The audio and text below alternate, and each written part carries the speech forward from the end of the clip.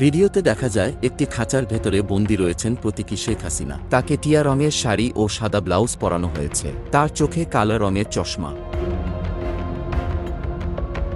এভাবেই সাবেক প্রধানমন্ত্রী শেখ হাসিনাকে খাঁচার ভেতরে রেখে প্রদর্শন করেন বিএনপির নেতাকর্মীরা। ঐতিহাসিক ৭ নভেম্বর জাতীয় বিপ্লব ও সংহতি দিবস উপলক্ষে রাজধানীতে শোভাযাত্রা করছে বিএনপি।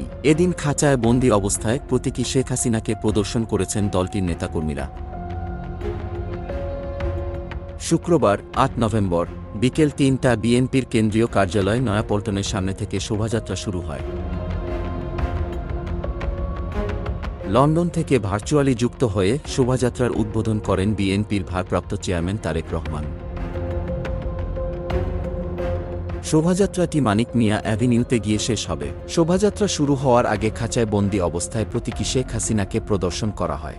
এরই মধ্যে এ সম্পর্কিত একাধিক ভিডিও সামাজিক যোগাযোগ মাধ্যমে ভাইরাল হয়েছে।